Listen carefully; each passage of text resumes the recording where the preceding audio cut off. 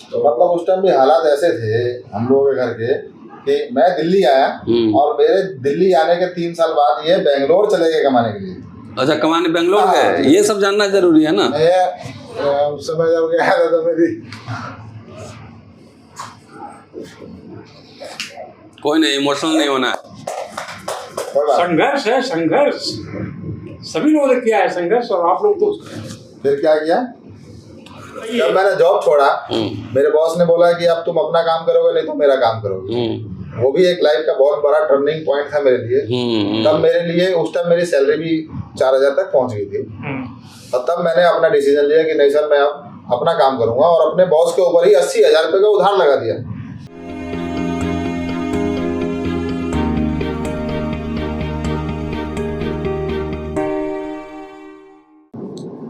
जहां घोर निराशा का वातावरण, निजीकरण अपने चरम पे जा रहा हो, नौकरियां खत्म हो रही और विश्वविद्यालयों में आपके बच्चों के साथ भेदभाव हो रहा हो, दमन हो रहा, सरकारी कार्यालयों में, दफ्तरों में सस्पेंशन और टर्मिनेशन, खास तौर से मैं दलितों की बात कर रहा हूँ, आम बात हो।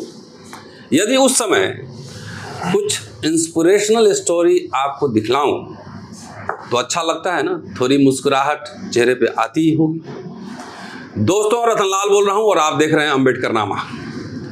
इंस्पायरिंग और सक्सेस स्टोरी का सिलसिला जारी है, जहां पर हमारे नौजवान, दलित समुदाय के नौजवान 35 से 40 वर्ष तक यूपीएससी और पीसीएस की तैयारी में लगे हुए हों। 2-4 साल में हो जाए तो कोई ख़राब बात नहीं, ज़रूर चले जाना चाहिए, लेकिन 40 साल तक जहाँ इस काम में लगे हों और उसके बाद घोर निराशा लगे, तमाम विपरीत परिस्थितियों के बावजूद कुछ लोग हुक्मरान बनने के नशे में चूर हों, कुछ लोग नहीं, ज़्यादातर लोग को सिर्फ राजनीति और सिर्फ एमएलए एमपी बनने का नशा। वैसे में कुछ ऐसे सफलतम लोगों से आपको मिलवा रहा हूँ जिन्हें देखकर आपको अच्छा लगेगा, आपके और आपके बच्चों को उससे प्रेरणा मिलेगी। इसलिए पूरा वीडियो देखते रहिए, शेयर और सब्सक्राइब करते रहिएगा। आज सक्सेस स्टोरी में मैं पासवान ब्रदर्स से मिलवाने जा रहा हूँ, रविंद्र पासवान और मुन्ना पासवान। दिलचस्प बात यह है कि जहाँ पर इंजीनियरिंग पास करके लोग नौकरी के लिए लाइन में खड़े हों, और मैं विश्वविद्यालय में पढ़ाता हूं, मुझे पता है कि चपरासी की नौकरी के लिए भी लोग पीएचडी करके लाइन में खड़े हैं, इंजीनियर बनकर लाइन में खड़े हों, वहाँ पे महज 2री क्लास पास, 3री क्लास पास बड़ा व्यवसाय कर रहे हों, वो भी इलेक्ट्रॉनिक्स का, खुद बना रहे हों और करोड़ों का टर्नओवर हो, आपको कैसा लगेगा देखकर और सुनकर। आज उन्हीं से मिलवाने वाला हूँ। दोनों भाई नौजवान हैं और उनमें हमसे छोटे हैं। चंद्रभान जी हमारे साथ हैं, दोनों लोग मिलकर बात करेंगे। पहले उनकी सफलता की कहानी जानेंगे। बिहार के छपरा के रहने वाले हैं पासवान ब्रदर्स, रविंद्र पासवान और मुन्ना पासवान, और 93-94 के आसपास दिल्ली आए थे, मजदूरी भी की, फैक्ट्री में काम भी किया और काम करते करते फैक्ट्री के मालिक भी बन गए। पूरा देखते रहिएगा ना तो मज़ा नहीं आएगा। और सीधे मैं लिए चलता हूँ, अब चंद्रभान जी बातचीत करेंगे, मैं बातचीत करूँगा, रविंद्र बातचीत करेंगे और मुन्ना बातचीत करेंगे। उनसे जानेंगे उनकी सफलता का क्या राज है। फैक्ट्री में बाद में लेके चलूँगा जहाँ पे प्रोडक्शन हो रहा है उनके इलेक्ट्रॉनिक आइटम्स का, और तकरीबन 60 लोग इनके फैक्ट्री में काम कर रहे हैं। इनका फैक्ट्री जो स्पेस है वो भी करोड़ का होगा, तो वो सब मैं आपको दिखलाने वाला हूँ। चलिए मिलवाते हैं पासवान ब्रदर से। रविंदर एंड मुन्ना, आप दोनों का स्वागत है अम्बेडकरनामा में। नमस्ते सर, बहुत बहुत धन्यवाद, आपने समय निकाल के हमारे लिए, और ये सफलता हम लोगों ने कैसे प्राप्त किया और ये जानने की आप इच्छा कर रहे हैं, मुझे बहुत अच्छा लगा। मैं इसलिए सब दिखलाने की कोशिश कर रहा हूँ ताकि हमारे नौजवान पीढ़ी कुछ सबक ले, और जीवन में काम की कमी नहीं है, इच्छा शक्ति की कमी है। सबसे पहले आप बताइए कि आप कहाँ के रहने वाले हैं, आपके पिताजी क्या करते थे, आप कब दिल्ली आए, कैसे आए, क्या क्या काम किया, घर में कौन लोग थे, कैसे आपने संघर्ष किया और यहाँ तक मुकाम तक कैसे पहुँचे। और इलेक्ट्रॉनिक सामान आप बना रहे हैं, आप तो दूसरी पास हैं, और ये ट्रक का लगता है लाइट है ये। जी सर। ये ट्रक का लाइट ये बनाते हैं, और तरह तरह के, मैं नहीं जानता क्या क्या है, लेकिन सब मोटर पार्ट्स, बाइक और ट्रक कार वगैरह के सामान ये बनाते हैं। पहले बताएं अपने बारे में। जी सर, मैं बिहार से बिलोंग करता हूँ, छपरा जिला से जी। और मेरे गांव का नाम जो है वो तुजारपुर है। थाना जो लगेगा वो खैरा थाना लगेगा। अच्छा। और काफ़ी गरीब फैमिली से हैं हम लोग, और गांव में पिताजी खेती बाड़ी का काम करते हैं। और जब मैं दिल्ली आया तो मेरे को बड़े पिताजी जो मेरे ताऊ जी लगेंगे, तो स्थिति ज़्यादा अच्छी नहीं थी। उसके बावजूद भी उन्होंने कहा कि नहीं, आप मेरे पिताजी को कि तुम इसको मेरे साथ भेज दो दिल्ली, मैं इसको पढ़ाऊंगा और कुछ लायक बन जाएगा तो अच्छा रहेगा। तो मेरे पिताजी ने भेज दिया, मैं दिल्ली आया। मेरे पिताजी ने, बड़े पिताजी ने यहाँ पे पहली क्लास में नाम लिखवाया मेरा। मैंने पहली क्लास पास किया, दूसरी भी पास कर लिया मैंने, दूसरी क्लास तक पास कर लिया। हालात हमारे घर के फैमिली के ठीक नहीं थे पैसों की वजह से, और मेरे पिताजी यहाँ दिल्ली में रिक्शा चलाते थे। वो अपने 3 बच्चों बड़े पिताजी ताऊ जी, वो अपने 3 बच्चों को भी पढ़ाते थे और घर परिवार चलाते थे और मुझे भी पढ़ाते थे। मगर रिक्शा चला के इतना कुछ नहीं होता, तो फिर काफी दिक्कतें आई। बाकी जो मेरे 3 ब्रदर थे, जो कजन ब्रदर हैं, उन लोगों ने भी कुछ पार्ट टाइम बिजनेस वो काम कर नौकरी करना चालू किया, और मैंने भी पार्ट टाइम के लिए स्टार्ट किया। तो जब मैंने पार्ट टाइम के लिए स्टार्ट किया तो वो मेरा फुल टाइम रह गया, क्योंकि पार्ट टाइम। उस समय कितना उम्र थी आप? उस समय मेरी उम्र थी सर सिर्फ 13 साल। 13 साल। 13 साल की उम्र में मैंने 250 रुपए की नौकरी किया, और ये नौकरी करीब मैंने 2 साल किया। 2 साल करने के बाद फिर मुझे लगा कि इससे मेरा गुजारा नहीं हो पा रहा, तो फिर मैं कहीं और मैंने ट्राई किया। तो वहाँ पे थर्मामीटर बनता था, जो बुखार चेक पहले जो काम करते थे वो किस चीज़ का काम था वहाँ पे? वो पंखे का रेगुलेटर बनता था, जो फैन को कम ज़्यादा करते हैं जी। तो शुरू से मेरा रिलेशन जो था इलेक्ट्रॉनिक से रहा। तो उसके बाद जब मैं नेक्स्ट कंपनी में गया तो वहाँ पे थर्मामीटर बनता था। मेरी कोई एजुकेशन नहीं थी, और मैं कुछ ऐसा पढ़ा लिखा नहीं था, ना मेरे पास कुछ ऐसा डिग्री था जिसकी वजह से मुझे सैलरी और तनख्वाह मुझे ज़्यादा मिल सके। जो मिनिमम हुआ करता था उस टाइम में, सेकंड नौकरी के लिए मुझे सिर्फ 450 रुपये मंथली मिला। अच्छा, जहाँ पे इलेक्ट्रॉनिक पार्ट्स बनते थे। हाँ, उसके बाद जब 450 रुपये में मैंने कुछ टाइम काम किया, तो जो मेरे मालिक थे मिस्टर कपूर साहब, तो वो एक ऐसा प्रोडक्ट लेके आए जो ये है। तो वो बजर है। हाँ, बजर है। वो खरीदते थे उस टाइम में बाहर से 10 रुपये का, 10 रुपये का खरीदते थे। मैंने देखा, इसको ओपन करके देखा, मैंने सोचा कि मैं कब तक नौकरी करता रहूँगा, 450 रुपये की नौकरी है, कल को शादी भी होनी है, तो कब तक मैं नौकरी करूँगा। तो जब मैंने इसको खोल के देखा तो मैंने सोचा ये आइटम तो मैं बना सकता हूँ। मेरे मन में ऐसा आया कि मैं इसको अपने डेवलप कर सकता हूँ, मैं बना सकता हूँ। मैंने 1 महीने इसके पीछे बहुत मेहनत किया, लोगों से पता किया कैसे बनेगा, दुकान पे गया, इसके स्पेयर पार्ट्स कहाँ मिलेंगे। वैसे उसी दौरान मेरा एक दोस्त मिला, उन्होंने कहा कि ये प्रोडक्ट मेरा एक दोस्त बनाता है, चलो मैं तुम्हें उससे मिलवाता हूँ। उन्होंने मिलवाने के बाद हमारी उनसे बात हुई। बात होने के बाद उन्होंने ये आइटम मुझे बोला कि मैं तुम्हें बना के दूंगा 5.5 रुपये में, 5 रुपये 50 पैसे में। सर, वो मेरा एक जीवन का टर्निंग टाइम था। जब उन्होंने 5.5 रुपये में बोला तो मैं अंदर से बहुत खुश हुआ कि मेरे मालिक तो 10 रुपये में खरीदते हैं और मुझे ये चीज़ 5.5 रुपये मिला। Same item. मैं बहुत अंदर से इतना खुश हुआ कि जिसका कोई लाइफ में इतना खुशी मुझे किसी चीज़ से नहीं मिली। फिर मैं 2 पीस उनसे लेके गया, अपने बॉस को दिखाया। मैंने कहा सर, मेरे कोई रिश्तेदार हैं, वो इसको बनाते हैं, तो क्या आप जिससे लेते हैं उसको छोड़ के आप मेरे से ले लीजिए, और मैं आपको 9 रुपये का दूंगा, आप 10 रुपये में खरीदते हैं। उन्होंने भी चेक किया, चीज़ वो अच्छी थी, बहुत अच्छा था, जैसा वो लेते थे बिल्कुल हूबहू वैसा ही था, क्वालिटी वाइज हर चीज़ से। तो उन्होंने कहा कि ठीक है रविंद्र, तुम स्टार्ट करो, 100 पीस 200 पीस हमारे रोज के लगते हैं, तुम एक काम करो, कल 200 पीस लेके आना।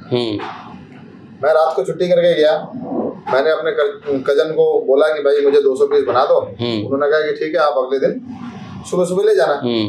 तो 200 पीस मैंने उनसे परचेज किया 1100 रुपये में, और मैंने अपने बॉस को 1800 रुपये में पहला डील। क्या बात है, एक दिन में 700 रुपये, वाह वाह वाह वाह, क्या पहला चंद्रपाल जी। डील मेरा था 1100 रुपये का खरीद के, और मैंने अपने बॉस को 1800 का बेचा। 21 साल की बात होगी सर, ये बात है 96 की। 96 की। जी, जब मैंने 1800 का बेचा तो मुझे अभी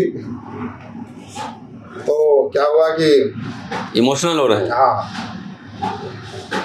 उसके बाद क्या हुआ कि बॉस खुश हुए, उन्होंने कहा यार उनको भी अच्छा लगा कि 200 रुपये का मेरा प्रॉफिट हुआ। तो फिर उसके बाद ये मेरा बिजनेस कंटिन्यू रहा। मैं रोज़ जब मैं रोटी खाने के लिए आता था, घर पे जब रोटी खाने आता था, 200 पीस रोज मैं 1100 में खरीदता था, और रोज में जाके अपनी कंपनी में सेल करता था उसको 1800 में।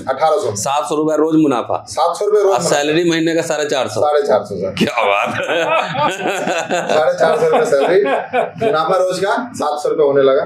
करीब 2 महीने मैंने ये अपने बॉस के साथ ये बिजनेस रखा, मगर मुझे उसके बाद मुझे बिल्कुल आइडिया नहीं था कि बिजनेस में किस तरह के कंपटीशन होता है, मुझे बिल्कुल भी आइडिया नहीं था। तो जो पहला सप्लायर था मेरे बॉस का, उन्होंने डिस्कस किया यार तुम मेरे से पहले ये आइटम खरीदते थे, आजकल नहीं खरीद रहे, क्या बात है। तो उन्होंने कहा कि मेरे को कहीं से आ रहा है, वो 9 रुपये में आ रहा है, आपसे 10 रुपये में आता था।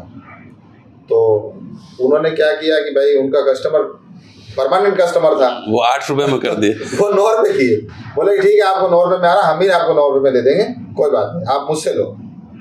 फिर मेरे बॉस ने मुझे बुलाया, बोला कि रविंद्र ऐसा है कि वो जिससे हमारे को पहले आता था ना, वही 9 रुपये में देने के लिए बोल रहे हैं, तुम मत देना। मैंने कहा नहीं सर, क्यों नहीं दूंगा, मैं बात करूंगा उनसे, थोड़ा कम वो भी कम करेंगे। ठीक है, तो इस तरह मैं बोल के अपने बॉस से छुट्टी करके आ गया। मतलब बिहारी बुद्धि लगाते रहे। जी सर। तो उसके बाद बिहारी दलित बुद्धि। जी सर। तो उसके बाद जब मैं घर आ गया, मैंने काफी सोचा, मगर सोचने का निर्णय ये निकाला कि अभी भी बहुत प्रॉफिट है। मैंने 1 रुपये फिर कम किया, 8 पे लाया, मैंने 8 रुपये कर दिया सर। 8 रुपये करने के बाद कंटिन्यू फिर 2 महीना रखा। मतलब ये बड़ा एक कंपटीशन का उसी जमाने में मुझे दिख गया है कि कंपटीशन भी किस तरह से फेस करना पड़ता है, कट थ्रोट होता है। तो 2 महीने फिर मैंने बिजनेस किया। 2 महीने बाद फिर मेरे को ब्रेकडाउन लगा। फिर वो सेकंड पर्सन मेरे बॉस को बोला कि ठीक है अब आपको 8 का आ रहा तो हम 8 का देंगे। फिर मेरे बॉस ने वही बात रिपीट किया, आप 7 का कर दिए कि रविंद्र ये काम ऐसा है कि वो उन्होंने अब 8 का कर दिया, तुम रहने दो, तुम अभी इस मार्केट में नए हो, बच्चे हो, तुम्हें क्या आइडिया है, तुम कहाँ से करोगे। मैंने कहा नहीं सर, जहाँ से भी बन रहा है ना, मेरे खास कजन रिलेशन में है, आपको कोई दिक्कत नहीं आएगी, मैं बात करता हूँ ना, ऐसा मैं बोल के उनसे फिर मैं सेकंड टाइम प्रिपेयर हुआ करने के लिए। फिर मैंने 8 रुपये कर दिया था, फिर मैंने 7 रुपये किया, क्योंकि उन्होंने 8 रुपये कर दिया, मुझे 1 रुपये उनसे माइनस में चलना था, तभी मुझे कंटिन्यू मार्जिन कुछ रहता। तो जब मैंने 7 रुपये किया तो मुझे सिर्फ 1.5 रुपये पर पीस का प्रॉफिट, 5.5, 6.5, 7.5, 1.5 रुपये, तो 300 रुपये फिर मुझे बचने लगे। 300 रुपये में 200 रुपये के हिसाब से 3-4 महीने मैंने बिजनेस को किया।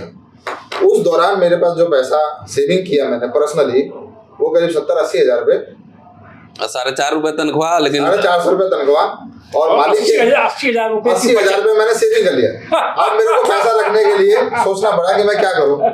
मैंने मालिक को बोला, उस टाइम में मेरे पास बैंक अकाउंट नहीं था। नहीं, एक बीच में एक सवाल पूछूंगा कि चाचा के साथ ही रहते थे, हाँ, तो चाचा को ये सीक्रेट शेयर किए कि मैं करता क्या हूँ? नहीं, उस टाइम मैंने नहीं किया, मगर मेरे जो चाचा जी के जो बड़े बेटे थे उनको ये सारी चीज़ों की नॉलेज थी, और हम लोग उसी टाइम से, जब मैं उस मैटर पे आऊँगा, अच्छा ठीक, तो अभी मैं आऊँगा वहाँ पे, तो जब 7 रुपये पे आ गया, तो उसके बाद वो सेकंड पर्सन ने फिर 7 रुपये कर दिया सर। मतलब 6ठे महीने बाद उसने फिर 7 रुपये कर दिया। कपूर साहब, हमारे इतने आपके पुराने रिलेशन हैं, आप किसी और आदमी को स्टैंड कर रहे हैं, ऐसे कैसे चलेगा। बिजनेसमैन लोग इस तरह से डील किया उन्होंने। वो 7 रुपये पे आ गए, मुझे 6 रुपये पे फिर आना पड़ा। जब मैं 6 रुपये पे आया तो मुझे सिर्फ 50 पैसे का मार्जिन मिलता था, और रोज का 100 रुपये, 200 पीस ही लगता था। फिर थोड़ी सी गंभीर समस्या हुई मेरे लिए, क्योंकि मैं रोज का 700 रुपये कमाने वाला आदमी आज 100 रुपये पे आ गया। बिजनेस में जब मैंने ओपनिंग किया तो रोज के 700 और 100 रुपये में बहुत गैप मिला। उस दिन के बाद मेरे पास पैसा भी था, मतलब इस प्रोडक्ट को फुल फ्लैश स्टार्ट करने का। उस समय 70-80 हज़ार रुपये काफी था। इस प्रोडक्ट को फिर मुझे स्टार्ट करने का। नहीं तो फिर वो कितने में आया? 70,000 रुपया कहाँ रखे थे आप? बैंक अकाउंट नहीं था आपके पास? बैंक अकाउंट नहीं था। वो फिर कंपटीशन कहाँ तक गया? वो कंपटीशन वो 6 रुपए तक गया। अच्छा, 6 रुपए तो वो भी आया। हाँ, 6 रुपए तक वो भी आया। और जिनसे मैं लेता था, मैंने जब 6 रुपए पे आ गया तो मैंने उनको बोला कि ऐसा ऐसा है, आप कुछ 50 पैसे कम कर लो ताकि मैं 1 रुपए तो मिले मुझे। तो उन्होंने कहा नहीं, मैं तो आपको बहुत रिजनेबल रेट पे दे रहा हूँ। मैंने भी बात को समझा, भाई रिजनेबल था तभी तो मैंने कुछ कमाया इतने टाइम। तो मैंने ज़्यादा प्रेशर नहीं दिया और मेरे पास इतना पैसा आ गया था कि मैं इस बिजनेस को स्टार्ट कर सकता था। ठीक। उसके बाद फिर मेरे दोस्त थे, भाई थे, इन सब लोगों से डिस्कस किया। कुछ इसके टेक्निकल डाइया बननी थी, कहाँ पार्ट्स मिलता था, उन सारी जगह पे जाके सर्च किया और उसके बाद हमने इस बिजनेस को स्टार्ट किया। नहीं तो नौकरी आप कब तक करते रहे? वो नौकरी मैंने उस टाइम तक करता रहा जब तक मैंने इसको स्टार्ट नहीं किया। इस प्रोडक्ट को जब मैंने स्टार्ट किया, शाम को 5-6 बजे छुट्टी करके आते थे। छुट्टी करके आने के बाद वही फिर घर पे ही ये इतना बड़ा टेबल पे बिजनेस स्टार्ट किया। अच्छा, इतने ही बड़े टेबल पे? सेम इतने बड़े टेबल पे कुछ आयरन सोल्डरिंग का काम था और इस प्रोडक्ट को बनाना था मुझे सिर्फ। ये बजर? हाँ, बजर। तो ये काम आपने सीखा पहले? वही मैं करते करते मुझे इतना नॉलेज हो चुका था कि मैं इसको बना सकता हूँ। मैं इसको भाई ये तो इंजीनियरिंग का काम है, तो आप दूसरी पास इंजीनियर हैं। हाँ सर, कुछ कह सकते हैं सर। हाँ, तो उसके बाद जब मैंने इसको पूरा R&D करके इसकी सारी हाउसिंग वगैरह, कैबिनेट डाई वाई बन गई, फिर मैंने एक आदमी भी रखा कि भाई इसका टेक्निकल चीज बताओ मुझे। उन्होंने कहा मैं आपके पास जॉब नहीं कर सकता, मगर मैं आपको कुछ राय दे सकता हूँ ये कैसे कैसे बनेगा। तो उन्होंने जो बताया उसके बिहाफ पे मैंने इसको वर्किंग हमने चालू किया। कहाँ पे फैक्ट्री लगाया? पहले घर पे ही? घर पे ही लगाया सर। उसी घर में बनाना, उसी घर में खाना, उसी घर में सोना और वहीं पे ही काम करना। अच्छा, इतनी सी जगह में ही। चाचा जी के साथ ही थे तब? हाँ, चाचा जी के साथ ही थे। उसके बाद जब मैंने इसको बनाना चालू किया तो हम सब भाई थोड़ा 1-2 घंटा काम करके रोज के 200 पीस की प्रोडक्शन करते थे। अच्छा, तब प्रोडक्शन कास्ट कितना पड़ा आपको? तब मेरे को प्रोडक्शन कास्ट पड़ा इसको 3 रुपए 50 पैसे। अच्छा, सब भाई मतलब चाचा के लड़के भी? और हाँ, चाचा के जो बड़े बेटे थे वो कुछ वो देखते थे क्योंकि वो ही उस टाइम में थोड़े पढ़े लिखे थे और मैं तो दूसरी पास था, मगर मुझे काम करने का बड़ा जुनून था कि मुझे कुछ करना है। जो आपके भाई थे वो कितना पढ़े थे? वो 9th क्लास तक तो पढ़े थे। बाप रे, बहुत हाई एजुकेशन था।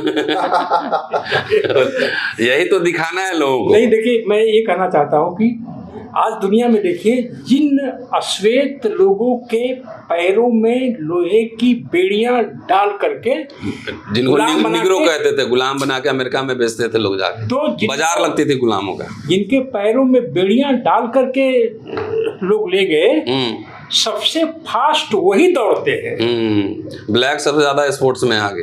तो जिस दलित समाज की विद्वता को, टैलेंट को हजारों साल से दबा के रखा गया है। वो जो पाँव में जो बेड़ियां बांधते थे ना, दलितों को तो दिमाग में बेड़ियां बांध दी गई। हाँ, तो जब थोड़ी संविधान आने के बाद, बाबा साहब अम्बेडकर के आने के बाद, जब कक्षा 2 पास रविंद्र पासवान को मौका मिला, बड़े देखिए प्रोडक्ट तो इलेक्ट्रॉनिक्स में PhD के बराबर इन्होंने करके दिखा दिया। जहाँ इंजीनियर चपरासी की नौकरी के लिए लाइन में खड़े हो रहे हैं, ये सब देखिए, अभी पूछूंगा इसके बारे में। हाँ, बताइए फिर रविंदर। तो उसके बाद जब हमने भाइयों ने विचार किया कि हम इस प्रोडक्ट को बनाते हैं, आपस में डिस्कस किया हमने 5-6 महीने में इतना पैसा कमा लिया, तो ये हमारा फ्यूचर है। अब ये समझ में आने लगा। किस साल की बात है? ये 97-98 की बात है। अच्छा। जिस टाइम हमें ये समझ में आया कि बिजनेस भी कोई चीज है। अच्छा, बिजनेस भी कोई चीज है, इससे पैसा ज्यादा कमाया जा सकता है। तब हमें ये समझ में आया। तो ये लाइसेंस वगैरह जो लेने का टेक्निकल काम सब होता है, कुछ होता है ना, इससे बना है वो सब किया ना। फिर मैं 99 में फुल फ्लैश पे आ गया। जब ये प्रोडक्ट मैंने जब बनाना चालू किया तो 200 की क्वांटिटी से मैं 5000 पर डे की क्वांटिटी पे आया इसकी। कितने लोग मिलके?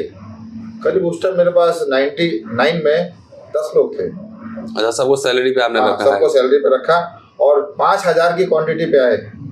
और 5000 की क्वांटिटी पे 1 रुपये ही हमें रोज का मिलता था, क्योंकि कंपटीशन के कारण इतना आ गया। मगर 5000 रुपये भी पर डे का हमने आने लगा, कमाना स्टार्ट किया। तो ये था मेरा स्टार्टिंग का स्ट्रगल। जो मैंने तो चाचा के यहाँ फिर क्या हुआ, ये नहीं बताया। चाचा को जो सैलरी कमाते थे 450 रुपये, मतलब चाचा को कुछ देते थे माल की? नहीं, सारा ही चाचा जी को देते थे। सारा ही? हाँ, ये जानना जरूरी है। सारा ही चाचा जी को देते थे। और चाचा जी जब रिक्शा चलाते थे, खाली वो वाला माल साइड में रखते थे, व्यापार वाला। हाँ, व्यापार वाला जो अगर उनको पता होता था कि कुछ गड़बड़ चल रहा है, कोई लड़का अच्छा काम कर रहा है और ये गलत नहीं कर रहा, सेविंग ही कर रहा है, कुछ ना कुछ करेगा, ये उनको इतना भरोसा था।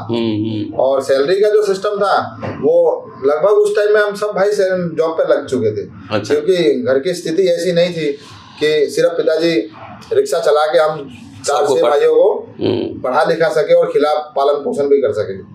बड़ी गंभीर समस्या थी। 5,000 बनाने लगे पर डे, तो आपको मार्केट कहाँ मिली?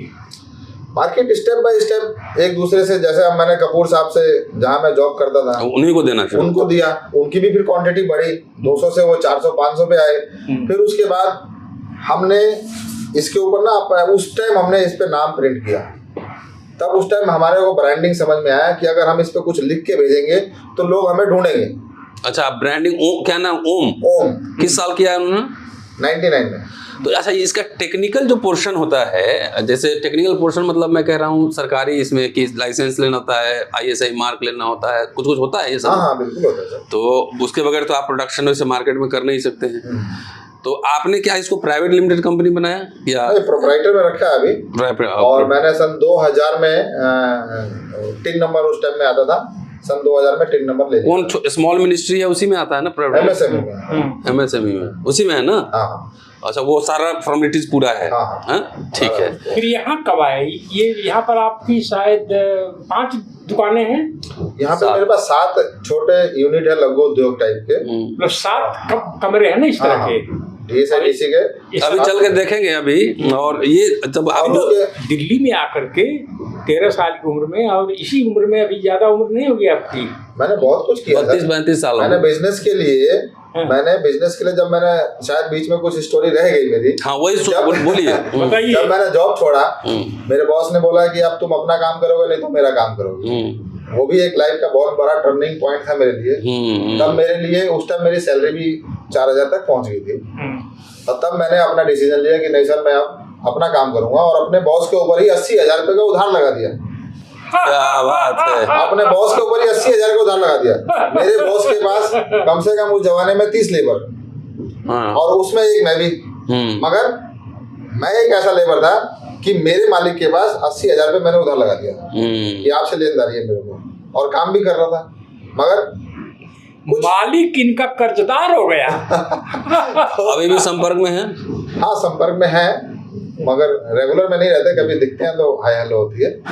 और बहुत अच्छे आदमी है, और उन्होंने काफी सपोर्ट भी किया।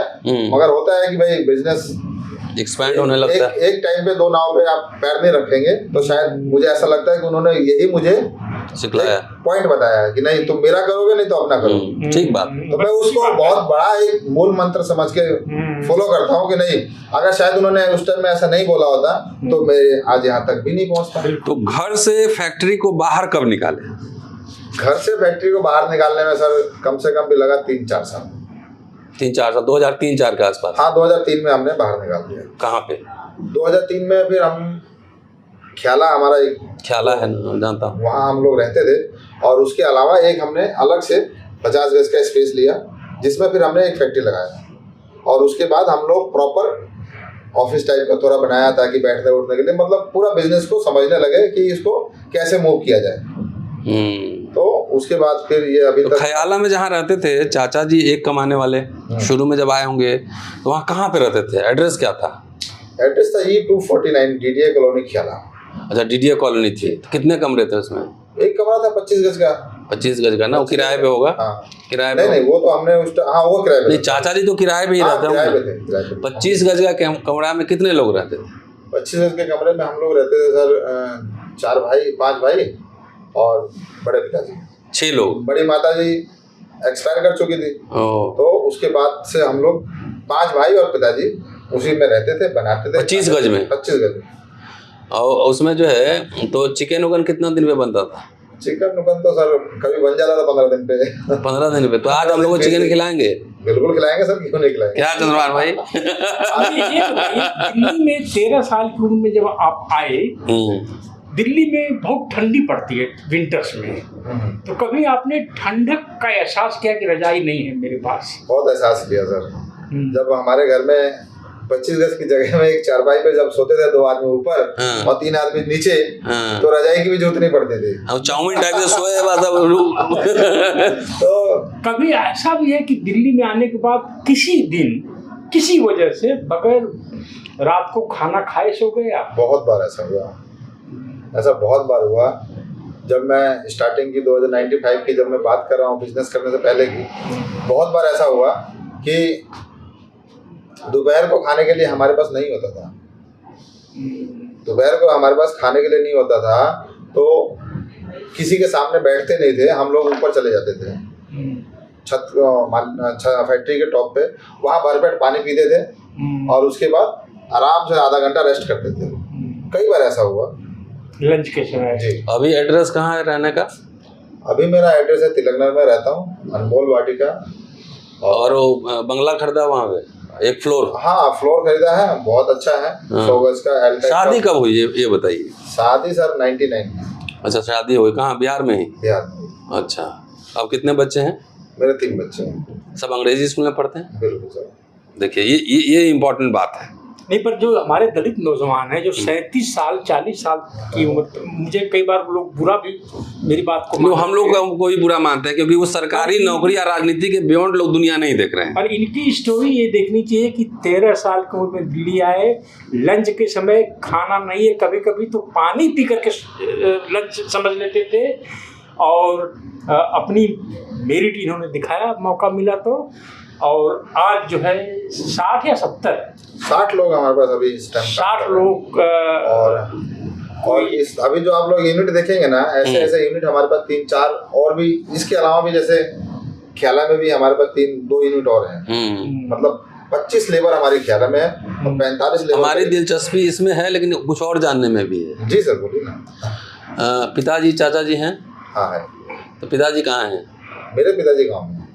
तो गांव का घर और सब ठीक ठाक हो गया? गांव का घर सब ठीक। कार वार रखा वहाँ पे? हाँ। चाचा जी कहाँ हैं? चाचा जी यहीं हैं दिल्ली में। दिल्ली में।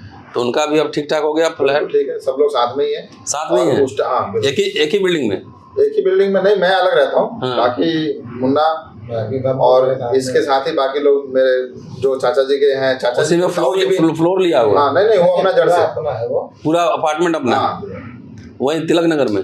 नहीं, ख्याला में। अच्छा, ख्याला में है, जिसमें चाचा जी 1 फ्लोर पे रहते हैं? हाँ, सब लोग 1 फ्लोर पे आप रहते हैं, मतलब सबका फ्लोर बना हुआ? सबका फ्लोर बाय फ्लोर सेपरेट है। तो एक तरह से हम ये कह सकते हैं ना कि पूरा इस सफर झुग्गी से लेके पूरा अपार्टमेंट तक हुआ? जी सर। हैं, ये कह सकते हैं? बिल्कुल सर। आप एक चीज बताएंगे कि आप कुछ बिजनेस में लोग हैं कहते हैं मेरा इस साल इतने पैसे मर गए। अभी हम थोड़ा मुन्ना से भी बात करते हैं। मुन्ना इनके भाई हैं और बिजनेस में पार्टनर हैं, और अच्छी बात है। हमारे लोग तो ये भूल जाएंगे कितने पैसे मरे होंगे जब तक आप बिजनेस में आए? पैसे बहुत मरे हैं सर। कि अंदाजन भी कहें तो अभी तक अगर हम लोग कैलकुलेट कर पाए तो 40-50 लाख रुपए हमारे मर गए। क्योंकि बिजनेस स्ट्रगल ऐसा रहा, एक आइटम से हमने शुरू किया। आज आप लोग देख रहे हैं कि मेरे पास कितनी रेंज है, और इतनी रेंज तक जाने के लिए मुझे कितना कुछ करना पड़ा, किसको छोड़ना पड़ा, किसको पकड़ना पड़ा। तो यह भी कितने गर्व की बात है। तो एक दलित का 50 लाख का नुकसान हो गया। मेरे बचपन में तो बकरी का नुकसान होता था। 50 लाख मेरा 2.5 साल का तनख्वाह है। हाँ, बताइए।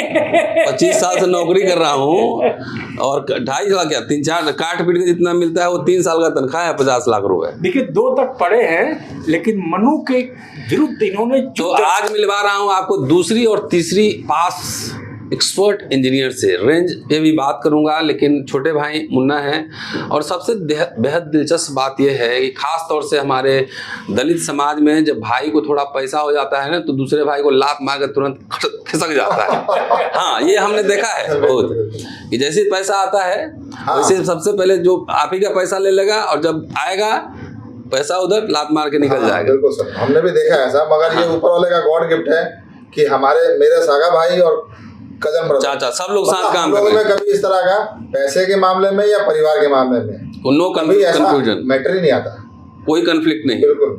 कोई दिक्कत नहीं है कभी भी। इन्होंने अपने कजिन ब्रदर को आउटसोर्स कर दिया कुछ बिजनेस। हाँ, तुम बनाओ, हम तुमसे खरीदेंगे। जो बड़े भाई जो साथ में पहले काम करते थे। हाँ। तो आपने जो सचिन तेंदुलकर टाइप से स्पीड पकड़ा, बिल्कुल सर, हैं? और उसमें से कुछ निकाला काम और उनको दे दिया। हाँ। इंडिपेंडेंट काम कर रहे हैं। आज भी इतने सारे प्रोडक्ट अगर मैं बना रहा हूँ तो इसमें से आप देख रहे हैं जितने भी प्लास्टिक का मोल्ड है ना, ये प्लास्टिक है, इसके अंदर इलेक्ट्रॉनिक कंपोनेंट का सर्किट है, मगर प्लास्टिक का मोल्ड आज भी वो मेरे कजन ब्रदर हैं। अच्छा, उनसे लेते हैं, वही मेरे को देते हैं। अच्छा, मतलब उन्हीं को रेट वेट क्लियर रहता है एकदम, पर पीस के हिसाब से हम लोग लेते हैं। उनका फैक्ट्री अलग है और हमारा मंथली हिसाब किताब होता है उनसे। अच्छा, चलिए, तो उनका फैक्ट्री में अलग करेंगे। एक बढ़िया बिजनेस मॉडल है। एक भाई सफल हो गया तो दूसरे भाई को अपने यहाँ नौकरी देने को, जबकि उस जमाने में जहाँ की भाई भाई के गर्दन पकड़ने के लिए तैयार रहता है, ये पूरे चाचा के लड़कों के साथ बिजनेस में यहीं पर नौकर बनाने के बजाय उनको भी बिजनेस का एक ऑर्डर दे दे कि ये बना के हमारी कंपनी में लाओ, वो भी मालिक महसूस करे, वो भी मालिक महसूस करे। चलिए, मुन्ना से बातचीत करते हैं। रविंद्र आपसे कितने बड़े हैं मुन्ना?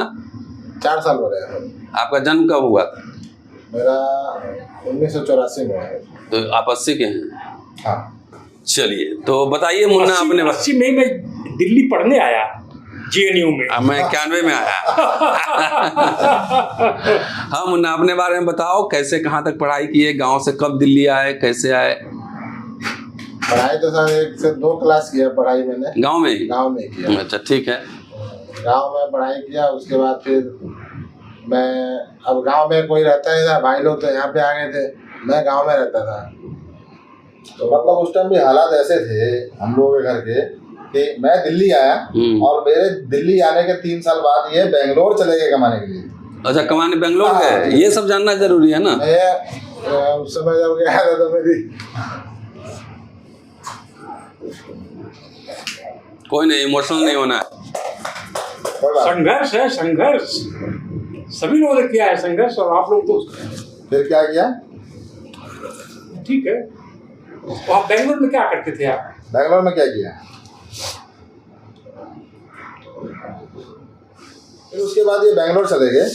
मैं वहाँ पे गया था बेंगलोर में, कोई मेरे को लेके गया था वहाँ से, गांव से लेके। गांव का ही कोई बोलता है ना कि चलो चलो वहाँ कमाने चलते हैं। अब लोग की हालत भी इतनी अच्छी नहीं थी, तो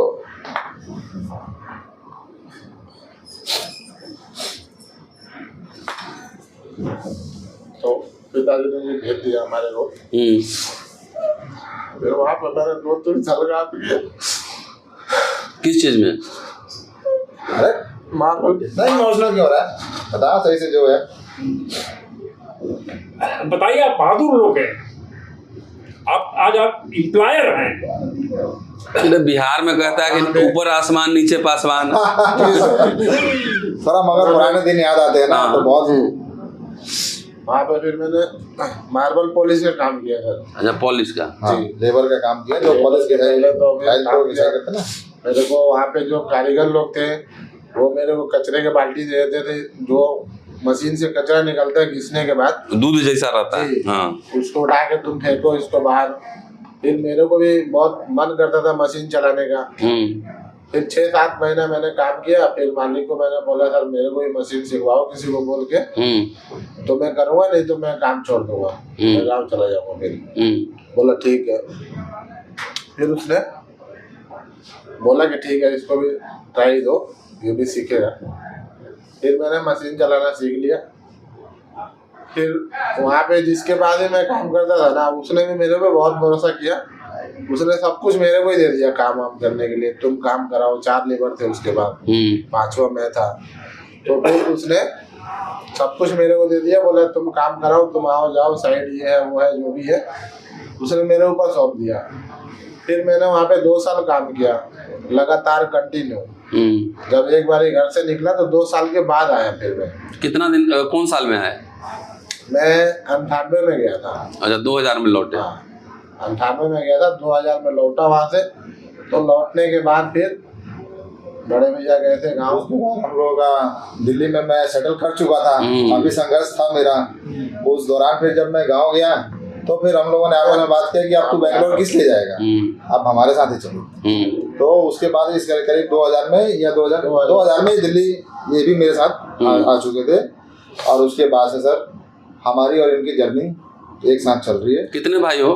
3 भाई हैं। तो तीसरा अभी आया नहीं। अच्छा, दिल्ली में है? दिल्ली में वो भी इसी काम में है? उसको भी अलग डिपार्टमेंट दे रखा है। अच्छा, तीसरे भाई को भी अलग दे रखा है। मगर इस बिजनेस में ना, इस बिजनेस को फुल फ्लैश से अगर मैं कहूँ तो ये देखते हैं और मैं देखता हूँ। और उसके अलावा जो हमारे 2 ब्रदर हैं, सबको सब कंडक्टर टाइप का, मतलब एक बिजनेस। हम लोग को भी नौकरी दे दो यार। कितनी बढ़िया बात है कि एक भाई दूसरे भाई को इंडिपेंडेंट बिजनेसमैन बना रहा है कि आप बनाओ, हम तुमसे खरीद लेंगे सब। बिजनेस पार्टनर बनेंगे। हाँ, बिजनेस पार्टनर। ये तो बिल्कुल यही फार्मूला जो भी दलित सुन रहे हैं इस बात को, इसी फार्मूले से आज मैं आपको बताऊं कि हमारे 6 भाइयों के अंदर किसी के साथ कभी ऐसा लगता नहीं है कि कौन कजन है और कौन रियल ब्रदर है। और ना ही कभी परिवार में ऐसा कभी कोई पैसे को लेकर कभी कंफ्यूजन नहीं हुआ। कभी कोई नहीं हुआ। पैसे को लेके, हर चीज को लेके, मतलब कभी पैसे को तो सोचते ही नहीं है कि ये मेरा कजन ब्रदर है तो इसको मैं दूं कि ना दूं। और ना कभी हमारे घर की लेडीज इस मैटर में कभी ऑप्शन उठाती है। बिहार में कहते हैं ना कि बच्चे को काजल लगा देना। तो अम्बेडकर नामा की ओर से काजल लगा लेना तुम लोग, नजर ना लगे। अभी जो पिछली वीडियो किया था हम लोगों ने दाइमा साहब का, तो उनका तो 1000 करोड़ का मामला है। आपके दिमाग में कभी 1000 करोड़ तक हम एक एम्पायर ले जाएंगे आता है? अभी टर्नओवर कितना है? अभी टर्नओवर देखिए सर, एक मेरी फर्म है ओमिला टॉनी के नाम से, जो जिसका प्रोप्राइटर मैं हूँ। और एक मुन्ना जी की फर्म है जो कि MS ऑटो इंडिया। अच्छा। तो इनके जो टर्नओवर है करीब 1.5 करोड़ का है। और मेरी कंपनी में भी 1.5 करोड़ का टर्नओवर। 3 करोड़ का टर्न। 3 करोड़ का अभी हम लोगों का इनकम टैक्स वगैरह जितना GST वगैरह सब क्लियर, सब कुछ। कोई इधर उधर नहीं है। जितना भी माल काम करते हैं हम लोग पक्के में करते हैं और पूरा GST भरते हैं और इनकम टैक्स भरते हैं। सुन रहे हैं ना, 3 करोड़ रुपए टर्नओवर है। 60 लोग को नौकरी दिए हुए हैं। दूसरी और तीसरी पास इंजीनियर है। दोनों भाई मजदूर थे दिल्ली में, और 25 फुट के घर में 6 लोग रहते थे। मजे की बात बताऊं कि जैसे कि मैंने आपको बताया कि मैं पढ़ा लिखा बिल्कुल नहीं, ठीक है ना। तो लोग कहते थे ना काला अक्षर भैंस बराबर, तो मैंने सुना था। और जब मेरे साथ ऐसा बीता तब मुझे बड़ा फील हुआ। तब मुझे इस उदाहरण का मतलब समझ में आया, काला अक्षर भैंस बराबर लोग क्यों कहते हैं, क्यों कहते हैं। तो कोट तो बड़ा बढ़िया पहने हैं, शर्ट भी महंगे ब्रांडेड। तो सही। तो क्यों कहते हैं, क्योंकि जब अंग्रेजी में लोग लिखते थे ना, मेरे भी दोस्त उस टाइम में ABCD भी लिखते थे, A भी लिखते थे ना, तो मुझे उसका A का मीनिंग नहीं मालूम था कि इसको क्या बोलते हैं। और आज समझ लीजिए गॉड गिफ्ट है, इतना स्ट्रगल करने के बावजूद भी आज मुझे इंग्लिश भी अच्छी बोलने आती है और पढ़ने भी आती है सर। दूसरी पास है और सब काम करते हैं। आज बच्चों से भी ट्रेनिंग लेते हैं कि नहीं? बच्चों से भी लेते हैं और बिजनेस में भी। अब क्या है कि ये सीखने की जरूरत कैसे पड़ी, क्योंकि जो हमारे कस्टमर है 30% इंग्लिश में डील करते हैं वो लोग, साउथ इंडियन है, साउथ इंडियन है। तो उनसे टूटी फूटी बोलते बोलते उन लोगों से सीख गया। ऐसी होता है। आप केवल टर्नओवर पर मत जाइए, दिल्ली के इंडस्ट्रियल हब में इस तरह की 7 फैक्ट्रियां होना और अपना घर बना लेना, साथ ही और भी हम जानते हैं प्रॉपर्टी इन्होंने बनाया है। ये करोड़ों की चीजें जो इतनी कम उम्र में इन्होंने खड़ा किया है, सिर्फ टर्नओवर से इनका असेसमेंट मत करिए। हाँ, नहीं, टर्नओवर असेसमेंट के लिए नहीं, लेकिन ये तो जर्नी है ना। He is too young. ये तो 32-33 साल के हैं अभी तो लंबा, अभी तो करियर शुरू भी नहीं हुआ, अभी तो खाली बिगनिंग है। 1000 करोड़ का ड्रीम है। हम देखना चाहते हैं कम से कम 5 एकड़ में इनकी फैक्ट्री हो, वो देखना चाहते हैं। आप ये बताइए कि कोई बहुत बड़ा अफसर हो जाए, कितना भी अफसर हो जाए, 1000 करोड़ का ड्रीम रखता है कभी? वो छोड़ दीजिए, अफसर वाले इस डिस्कोर्स में जाना नहीं। सिर्फ मैं छात्रों, नौजवानों को ये संदेश देना चाहता हूँ, और वैसे लोगों को जो टैक्सी चला रहे हैं लेकिन MLA MP बनने का ख्वाब देखते हैं, सबसे पहले उनको ये सीखना चाहिए कि आप अगर टैक्सी चला रहे हैं तो आप ओला कंपनी का मालिक बन के दिखाइए। उस तरह का नेटवर्क आप बनाइए, तब समझ में आएगी। और जो सिर्फ सरकारी नौकरी के पीछे भाग रहे हैं, नौकरियां खत्म हो रही हैं, तो भाग रहे हैं तो 2-3 साल उसमें टाइम लगाइए, असेसमेंट कीजिए कि 3 साल में आपने PT पास किया कि नहीं किया। अगर नहीं किया तो उसको छोड़िए। अब आप वकील बनिए, CA बनिए, इंडस्ट्रियलिस्ट बनिए, कुछ बनिए, व्यापारी बनिए, क्योंकि आने वाला समय और भयावह होने वाला है। समाज सिर्फ हुक्मरान बनने के नशे में पागल है। इकोनॉमी में, देश की अर्थव्यवस्था में कितना आपका शेयर होगा, कैसे होगा, इस पे आपकी नज़र नहीं है। उसी ओर हम आपको इशारा करना चाह रहे हैं। ठीक कह रहा हूँ बिल्कुल हैं? बिल्कुल सर। हाँ जी, ठीक है। अब जी, कौन सी कार में चलते हैं? वही नेवस मेरे पास भी है सर। अच्छा, दोनों एक ही तरह का कार। तो मर्सिडीज कब ले रहे हैं? बस उम्मीद है कि जल्दी ले लेंगे, 1-2 साल में। हाँ, तुम दोनों एक साथ? एक बार कहे थे, इन्होंने मुझसे कहा था कि बच्चे के बर्थडे पर लूंगा मैं BMW। BMW?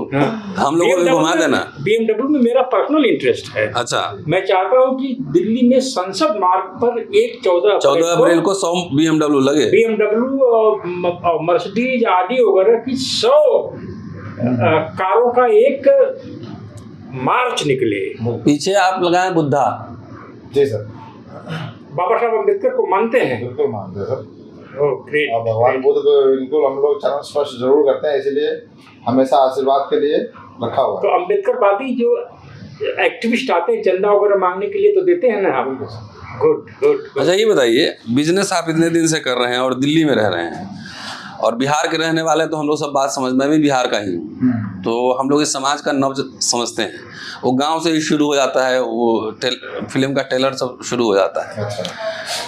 दिल्ली में रहे, व्यवसाय में अभी कभी आपको जाति को लेकर कभी जाति पूछी गई हो, चाहे जाति कभी बाधा दिख रही हो, या आपको छुपाने की ज़रूरत पड़ी हो जाति? अब पासवान है तो क्या छुपाएंगे? नहीं, बहुत लोग नहीं जानते होंगे ना। नहीं, देखिए, जब हमारे को समझ में आया और जातिवादी को लेके जब चीज़ें समझ में आई, तो पहले ऐसा लगता था कि हमें ज़्यादा ओपन नहीं करना चाहिए, लोग क्या सोचेंगे। हाँ, मन की भावना थी, ये साइकोलॉजिकल होता है। ऐसी मन की भावना थी कि लोग क्या सोचेंगे, ये छोटी शेड्यूल कास्ट है, करते हैं। और कई लोग बोलते भी थे, जो लोग अपने आप को समझदार बनते थे, जो लोग समझदार थे वो बोल भी देते थे। मगर जब हमें समझ में आया कि नहीं, इंसान इंसान होता है, जाति से उसका कोई लेना देना नहीं होना चाहिए, जब पर्सनली ये बात समझ में आया, तब मैं खुल के बोलने लगा कि भाई मैं पासवान हूँ। और आज आप मानेंगे कि लोग पासवान जी करके ही बोलते हैं, तो इस बात से खुशी होती है। इसको लेकर कभी इस तरह का अनकंफर्टेबल सिचुएशन रहा कि हाँ?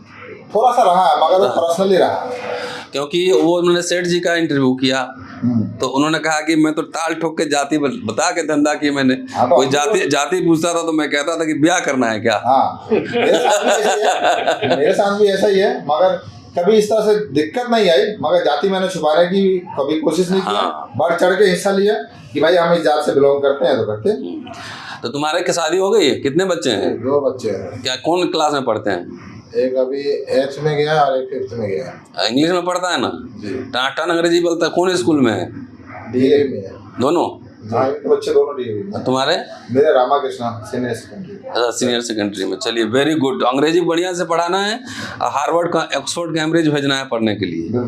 अभी बात का सिलसिला जारी रहेगा। चलिए, पासवान ब्रदर्स से मैंने मिलवाया 2 लोगों से, तीसरे ब्रदर भी आ गए हैं, उनसे भी मिलवाता हूँ। लेकिन सबसे पहले चंद्रभान जी से एक टिप्पणी लेंगे और उसके बाद रविंदर से पूछेंगे कि फॉर्मल डिग्री तो इंजीनियरिंग का है नहीं, और इलेक्ट्रॉनिक का इतने, मुझे लगता है 25 तरह का आइटम ये बनाते होंगे।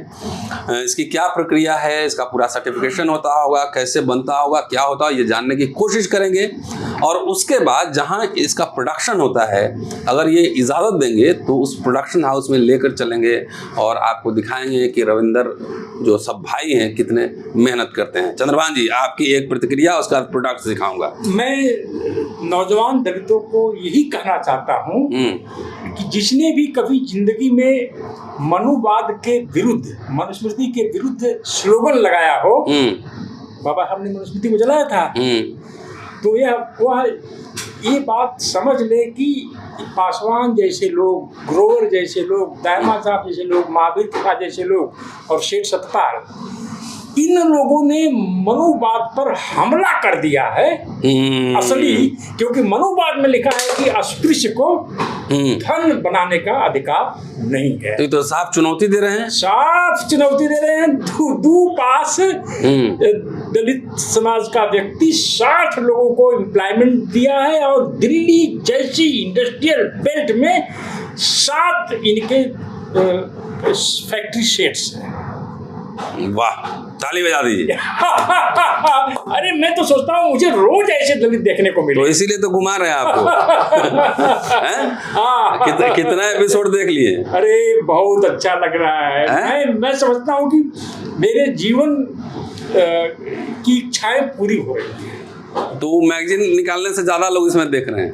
मैगजीन तो जिसके पास गई वही पढ़ पाया ना। ये तो आज जो है कितना हम समझते हैं 40,000 पर डे आपका ओवरऑल व्यूअरशिप है। और नॉर्थ इंडिया में यह एक अम्बेडकर नामा का बड़ा इंटरवेंशन है। इतिहासकार इसको future historians will write Ambedkar नामा स्टोरी ऑन दीज लाइन्स, कि जब दलित समाज में भयंकर अनएम्प्लॉयमेंट था, 100 लोग रिटायर हो रहे हैं तो पता नहीं 2 या 4 या 10 लोग भर्ती हो रहे हैं। तो 30 साल 2030 तक क्या होगा, 2040 तक क्या होगा? तो दलित नौजवान जो 42 साल की उम्र तक नौकरी ढूंढ रहे हैं, वो पासवान जी के रास्ते पर अपना कदम बढ़ाए। चलिए, आपने जो एफर्ट शुरू किया था अम्बेडकर नामा, उसको आगे बढ़ा रहा है। हाँ, मैं तो बैठ गया था। आप बैठ गए थे? हाँ, दलित समाज को नौकरी के अलावा कुछ सूझता ही नहीं। नौकरी और राजनीति। 1 लाख नौकरी के पीछे एक दलित भाग रहा है। यह बात मैं 2001 से कह रहा हूँ। मुझे लोग समझते हैं बेवकूफ आदमी है। बोला बिजनेस करो। अब हम इलाज कर रहे हैं सही। बिजनेस में कैसे लोग सफल हो पाएंगे? चारों तरफ जाती है, चारों तरफ मनु वगैरह। तो उसी में तो दूसरी पास इंजीनियर यहाँ बैठ के 25 प्रोडक्ट बना रहा है। करोड़ों का टर्नओवर है। अरे ऐसी स्टोरी तो मैं सब कुछ काम बंद कर दूंगा, काम बंद कर दूंगा। बस मुझे देख देख के खुशी होती है। मुझे भी खुशी होती है, इसलिए हम लोग ट्रैवल करते हैं। जब मैंने वो दिन देखे, दलित माताएं 2 सेर अनाज के लिए 4 घंटे 6 घंटे काम करती थी। अरे 4 बजे सुबह आके गेहूं काटने जाती थी, 3 बजे जमींदार के दरवाजे पर अपना आंचल फैलाती थी 2 सेर अनाज के लिए। उन भूखी माताओं के पेट से निकले लोग 70, 80, 100, 50, 1000, खाड़े साहब तो 5,000 लोगों को नौकरी दे रहे हैं। तो ये जो है असली अम्बेडकरवाद यही अम्बेडकरवाद है। असली नकली की बात क्या? नकली भी है ना, नारा खाली लगाता है। अम्बेडकरवादी है और ब्राह्मण अफसर के सामने चपरासीगिरी करेंगे। काहे को अम्बेडकरवादी है? अम्बेडकर ने ऐसा उम्मीद किया था कि हमारा आदमी पूरे समाज का समाज यही बनेगा। तो इसलिए यही क्रांति चल रही है। हम लोगों के बगैर पूछे नहीं, जब समाजवाद आएगा तो समाजवाद में देखा जाएगा, लेकिन पूंजीवाद है तो उसमें पूंजीपति तो चाहिए ना। यस, पूंजीवाद से लड़ना नहीं है, पूंजीवाद का हिस्सा बन करके अपने बैंक अकाउंट में भी नोट जमा करने। नहीं, लड़ भी लेंगे। जहाँ क्रोनी कैपिटलिज्म होगा, जहाँ भाई को दबाएगा कोई, तो वहाँ पूंजीवाद से लड़ना भी पड़ेगा ना। और समझिए कि मनुवाद को टीबी हो जाएगी अगर 1 लाख पासवान निकल गए तो। नहीं, हाँ ठीक है।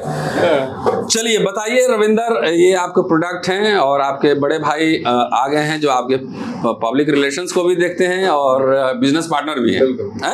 ये प्लास्टिक का ये वही बनाते हैं? हाँ, ये पूरा जितना मैं यूज करता हूँ, जितने प्रोडक्ट मैं बनाता हूँ, ये लगभग इसके अंदर जितना प्लास्टिक का कैबिनेट यूज करते हैं ना, वो सारा यही मेरी कंपनी में सप्लाई देते हैं और मैं इनसे ही लेता हूँ। हाँ, और बाकी का इलेक्ट्रॉनिक कंपोनेंट मैं अपने पास असेंबल करता हूँ। अच्छा, तो पहले बताइए क्या क्या है ये सब, मेरे समझ में नहीं आ रहा, मैं इतिहास पढ़ाता हूँ। जैसे कि आप इसको देखिए, ये पहली आइटम है हमारी जीपीएस पैनिक बटन। अच्छा, ये जीपीएस के ये कमर्शियल जैसे कि टैक्सी वगैरह में लगता है। अगर किसी आपके कंपनी का नाम है इस पे? नहीं, इस पे नहीं, हम पैक करेंगे तो आएगा ना। अच्छा, पैकिंग में। हाँ, ये हमारी पैकिंग है दिखाइए के नाम से। ये अच्छा, ISO सब लिया हुआ है ना, certified company. Oh great, ISO सब लिया हुआ है। तो टैक्सी में जैसे कोई पैसेंजर चाहे पैनिक बटन दबाना जी, तो ये पैनिक बटन है। अच्छा, ये ओमपेक्स नाम है कंपनी का? हाँ, ये ब्रांड नेम है ओमपेक्स। ओमपेक्स, वाह। कंपनी का नाम ओम इलेक्ट्रॉनिक है। कंपनी का नाम ओम इलेक्ट्रॉनिक है। किधर है ये ओम इलेक्ट्रॉनिक्स? क्या बात, इसमें तो सुपर अम्बेडकरवादी लोग ये भी बोल देगा कि ओम नाम क्यों रखे हैं। अरे, और जिसका नाम के आगे राम है वो उसका तो हिसाब किताब अलग है। चलिए बताइए, 2-4 प्रोडक्ट्स बताइए, उसके बाद भैया से बात करेंगे। GPS पैनिक बटन है। हाँ, और ये टैक्सी वगैरह में लगता है।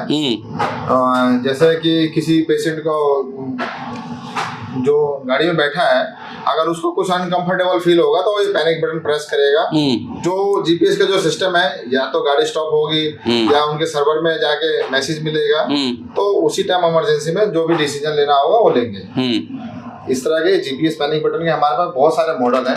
अच्छा, ये सब मॉडल्स हैं ना? मॉडल दिखाइए। अच्छा, ये सब सारे। हाँ, और एक ये भी है। अच्छा, वाह, ये सारे जीपीएस पैनिक बटन के मॉडल हैं। ठीक है। उसके अलावा जैसे आपका पहला प्रोडक्ट बजर था ना ये? हाँ, मेरा पहला। इसके कितने मॉडल्स हैं? इसके मॉडल्स जैसे ये बहुत सारे हैं। अच्छा, दिखाइए, सब मॉडल सब अलग अलग कीजिए। एक तो इसके साथ ही आया है फ्लैशर विद बजर। अच्छा, इसके अंदर लाइट को ब्लिंकिंग भी कराता है और आवाज भी करता है। ओके। इसी तरह के सारे मॉडल हैं मेरे। ये सब अलग अलग गाड़ियों के हैं। कोई हीरो के लिए सूटेबल है, कोई बजाज के लिए है, कोई टीवीएस के लिए है। तो इस तरह के ये सारे मेरे अलग अलग मॉडल हैं।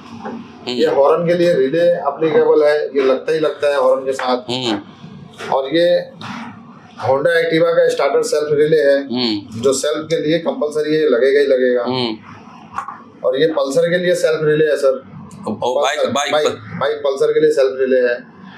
और ये सुपर हीरो के लिए सुपर स्प्लेंडर सेल्फ रिले है, हीरो होंडा की जो है। हाँ। अच्छा, आपके क्लाइंट्स कौन कौन से हैं? मेरे क्लाइंट्स आफ्टर मार्केट में मेरा मैक्सिमम बिजनेस है, जैसे कि साउथ में, आंध्रा में, और हम लोग अपने ब्रांड से ही सारा बिजनेस करते हैं। एक टाइम था कि पहले लूज करते थे, आज लोग हमारे नाम से लोग पूछते हैं कि ओमपेक्स का ब्रांड चाहिए, ओमपेक्स का माल चाहिए।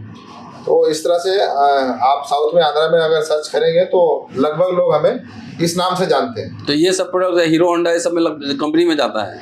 नहीं, हमारा आफ्टर मार्केट में, कंपनी में अभी एंट्री नहीं मिली है मुझे। नहीं, जैसे मार्केट में आप भेजते हैं तो मार्केट वाले कहाँ भेजते हैं?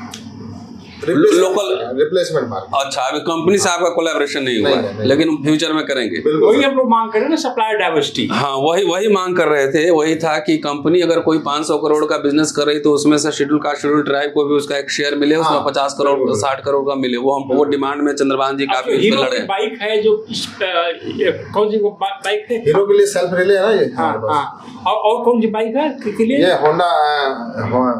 होंडा के लिए मैंने अभी साइड स्टैंड सेंसर बनाया सर। अच्छा, मतलब जैसे कि कंपनी ने लॉन्च किया और मैंने भी अभी शायद दिल्ली में पहला ही मैन्युफैक्चरर हूँ मैं, जो कि मैंने ये नया प्रोडक्ट बनाया है। जैसे कि गाड़ी अगर जब तक आप साइड स्टैंड उठाएंगे ही ना, जब तक गाड़ी स्टार्ट नहीं होगी।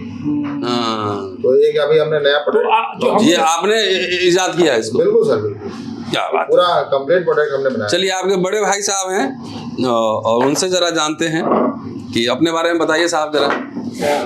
नमस्कार जी, मेरा नाम जितेंद्र कुमार पासवान जी। और पासवान पे पंच लगना जरूरी है। पासवान तो सबसे पहले मैं बोला, जितेंद्र कुमार पासवान। और ये मेरे छोटे भाई है रविंदर जी।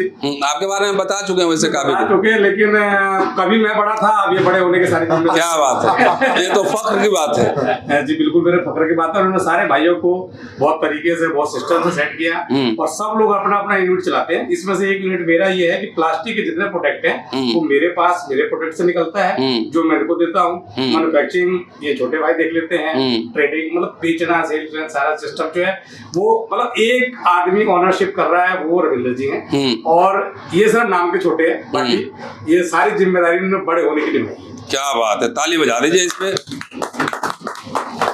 तो आप, अच्छा एक बात हमको ये समझ में नहीं आया कि ये प्लास्टिक वाला जो है पोर्शन आप बनाते हैं, और इसमें जितना मशीन सब कुछ लगा हुआ है, इलेक्ट्रॉनिक सारा रविंदर जी बनाते हैं। आप बनाते हैं खुद? हाँ सर। हैं? हाँ, आपको यूनिट दिखाएंगे अभी। और अब आपके पास कारीगर भी हैं? बिल्कुल। हैं? जरा खोल के दिखाइए।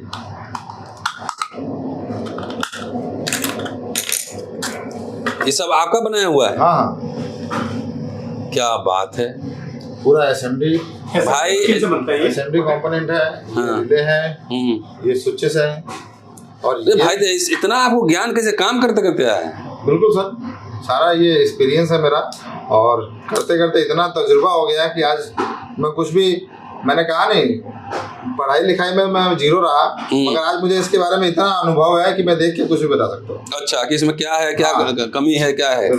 देख लीजिए भाई, जितने इंजीनियर साहब लोग इंजीनियरिंग पास करके अगर वो नौकरी के लिए, मैं जानता हूँ कि चपरासी की नौकरी के लिए लाइन में है, आके आप जरूर रविंद्र पासवान से मिलिएगा और आपको यहाँ पे जरूर कुछ काम मिलेगा। कुछ अपने अनुभव का लाभ इनको दीजिए, इनसे कुछ लाभ आप भी लीजिए। अब चलिए, अब फैक्ट्री में जरा बनता है वहाँ पे आपको दिखलाता हूँ कहाँ किस किस तरह का काम होता है, कैसे। अब तो कारीगर ये काम करते होंगे ना? हाँ, अब तो आप सीईओ हैं, आप चीफ हैं, आप सुपरवाइज करते हैं, बाकी कारीगर काम करते हैं, सब सर्टिफाइड है। बिल्कुल सर। देखिए, बधाई दीजिए इनको और चलते हैं अभी जरा फैक्ट्री में देखते हैं और इसके बाद इनसे टाटा बाय बाय करेंगे और फिर अगले एपिसोड में कहीं और आपको लिए चलेंगे। चलिए चलते हैं फैक्ट्री में। आइए अब चलते हैं पासवान ब्रदर्स के प्रोडक्शन यूनिट, और मैं समझता हूँ कि ये पहला स्टेज है। जी हाँ, जरा दिखाइए, चलिए आइए। वाह, क्या बात है, मैडम इंजीनियर हैं आप भी? हाँ मैडम, ये इस मशीन को ऑपरेट करती हैं। अच्छा, मशीन, ओह क्या बात है। आइए आइए, क्या है, इधर आइए, आप इधर आइए, समझाइए क्या बन रहा है।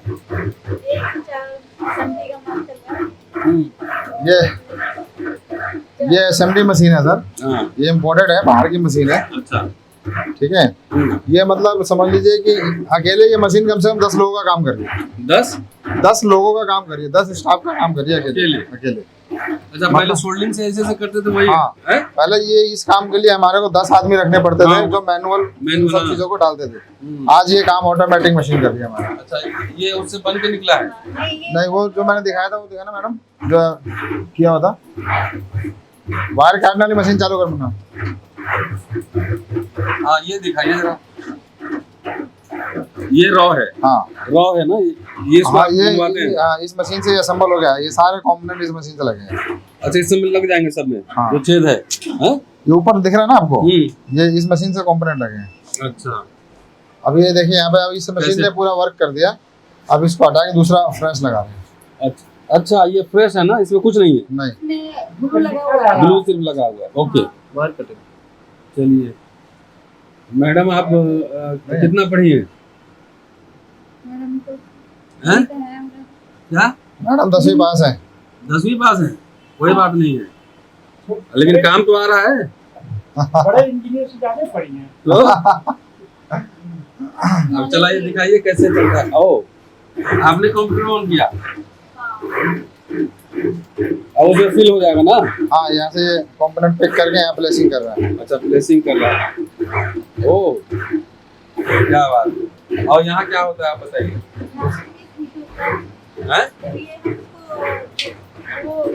ये अभी कच्चा है।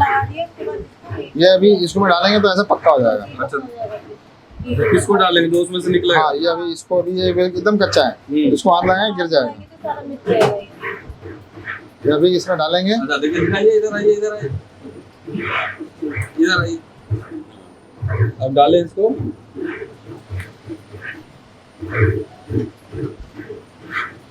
प्रोसेस होकर उसमें उधर से निकलेगा।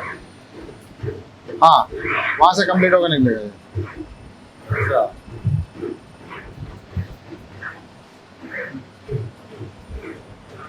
ये मशीन कितनी की होगी? ये मशीन 2 लाख की है, वो मशीन 8 लाख की है। 8 लाख की? हाईटेक है। वो जो प्लेट्स हैं वो आप मंगवाते हैं नहीं? वो जो, हाँ। ओ, ये आ गया, ठीक है जी। So this is the first stage. Yes sir. चलिए, मैडम को आपने ट्रेनिंग दी है? हाँ, हैं? ये एक्चुअली बहुत बड़ा रोल आता है, अभी है नहीं कटिंग करने के लिए। ये किसी भी साइज से कटिंग कर सकते हैं। तो आपने यहाँ ट्रेनिंग ली है? थोड़ा बहुत सिखाया है मुझे। क्या बात है, दिखाइए जरा। कहाँ है कोई कटिंग मशीन है? वायर है। अच्छा, एनीवे, इसमें तार कटता है जो वो पीतल वाला आता है। हाँ, पीवीसी है। ये वाला कहाँ डालते हैं इसको? चालू कर दो, बिना वायर के भी तो चलेगा। अच्छा, ये कट के इधर निकलता है, मतलब ऊपर का प्लास्टिक निकल जाता है। नीचे नीचे नीचे कंपोनेंट रहेगा। चलिए, तो this is the first stage और first unit. First unit and first stage. Yes. Okay, चलिए अब चलते हैं दूसरे स्टेज में, दूसरे यूनिट में चलते हैं और आपको दिखाते हैं। चलिए हम सेकंड यूनिट में आते हैं आसमान ब्रदर्स की कंपनी के, और इसमें फाइनल प्रोडक्शन होता है। देखते हैं कितने लोग काम कर रहे हैं और क्या क्या काम कर रहे हैं। आसमान जी बताइए, जरा जाइए। आइए सर। वाह, अभी ये जीपीएस का पैनिक बटन ये हमने देखा नीचे। हम लोग बना रहे हैं। अभी इसकी ये प्रोडक्शन हो रही है और ये यहाँ पे ये चीज़ है।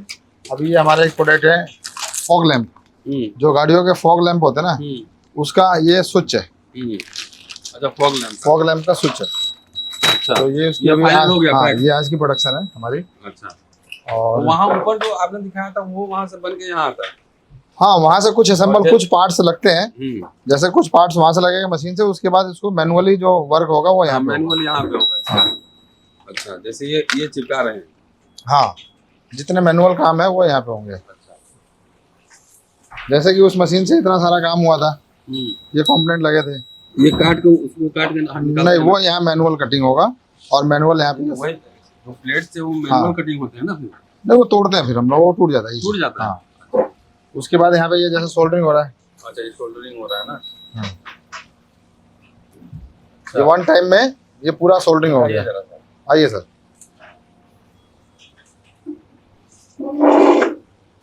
ये कंप्लीट प्रोडक्ट है, ये इसको फ्लैशर बोलते हैं। ये करिए,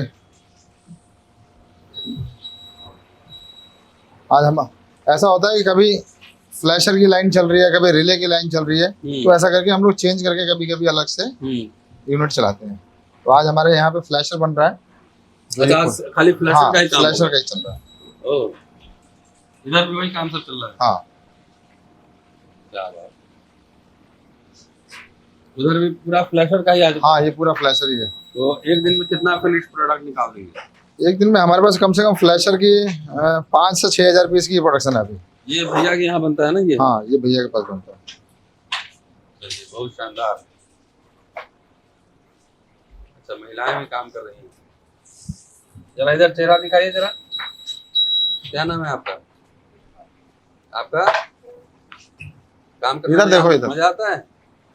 पैसे वैसे टाइम पे मिल जाते हैं? हैं? कोई दिक्कत नहीं होती ना? क्या बात है। दिल्ली के हैं लोग? दिल्ली के हैं सब लोग? बिहार में? किधर बिहार में? छपरा? बगल में ही है सीमा। हाँ, वो फाइनल पैकिंग हो रहा हाँ, है वो फाइनल पैकिंग हो रहा है, फिर उसके बाद ये हमने स्टोर कर दिया डब्बे जाएगा। में। हैं? चलिए, क्या यहाँ बात। कितने लोग काम कर रहे हैं? यहाँ होंगे अभी 15 लोग तो होंगे। अच्छा, फ्लैशर का अभी फाइनल पैक ये हो गया ना, हाँ, प्रोडक्ट फ्लैशर। हाँ, यहाँ पर कंपनी का लोगो वो लग गया। चलिए, तो ये फाइनल प्रोडक्ट है और यहाँ से अब जो बाहर सप्लाई होना होता है वो होता है। चलिए, बहुत इसके अलावा एक दूसरा यूनिट और है, दिखाते हैं। चलिए, आइए। Unit number 3। 3। ये अभी गोडाउन के हिसाब से यूज कर रहे हैं इसको। चलिए, तीसरा यूनिट है और यहाँ से वहाँ लंबा तक यही सिर्फ ये प्रोडक्शन होता है। ऊपर हमने ऑफिस में बैठ के हमने बातचीत की थी और फिलहाल फाइनल जो प्रोडक्ट जो आता है उसको गोडाउन की तरह यूज होता है। हाँ, अभी गोडाउन की तरह यूज कर रहे हैं। और ये सारा स्टोरेज है, इसमें सब रॉ मटेरियल है जो अभी हम लोग इसको असेंबल करेंगे। अच्छा, ये रॉ मटेरियल है। हाँ, आप मंगवाते हैं? मंगवाते हैं। उसको असेंबल करते हैं? अभी असेंबल के लिए जब जैसी जरूरत पड़ती है वहाँ से हम लोग यहाँ से ले जाते हैं, वहाँ बनता है। अच्छा, ये किराए पर नहीं है, आपका अपना? नहीं, किराए पे नहीं है, सब आपका हमारा। अपना। और उसके अलावा भी हाँ। एक स्टोरेज है हमारे पास, ये है। दिखाइए।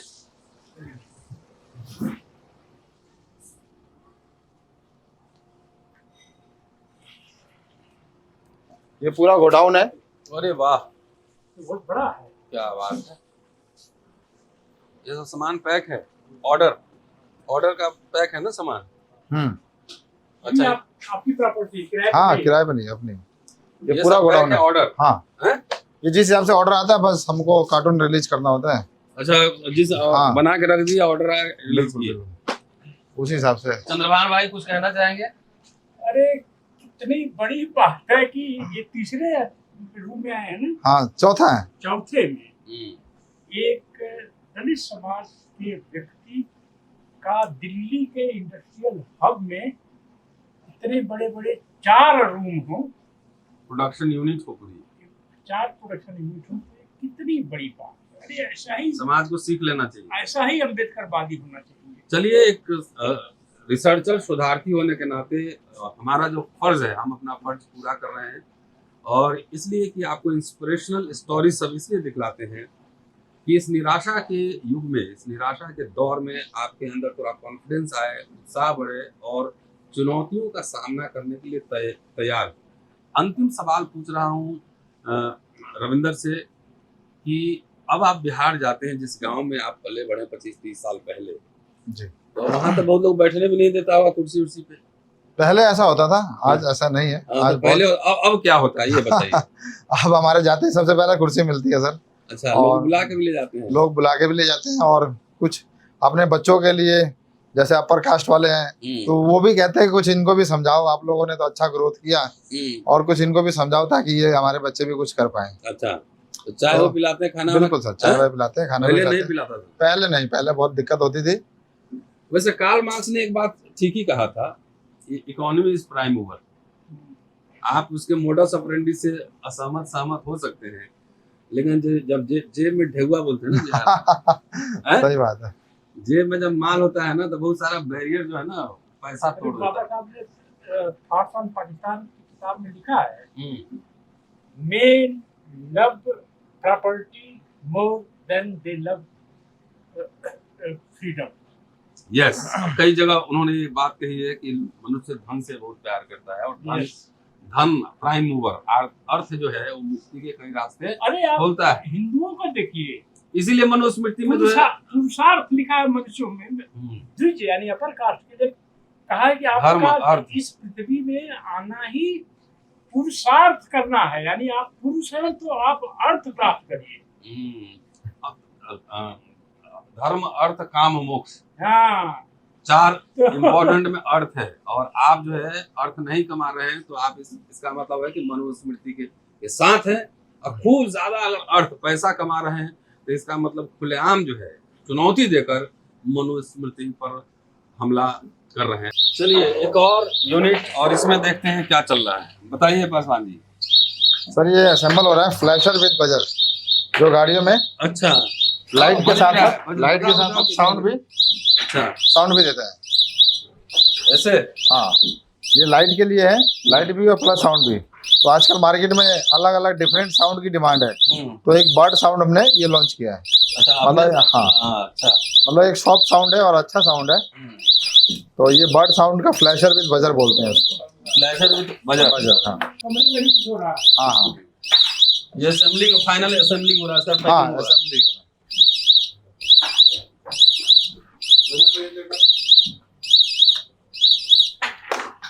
और देखना भाई बजा के, ये दूसरा नॉर्मल साउंड है जो कंटिन्यू होता है। अच्छा, लाइटिंग प्लस साउंड। क्या बात। चलिए आइए उधर देखते हैं क्या चल रहा है।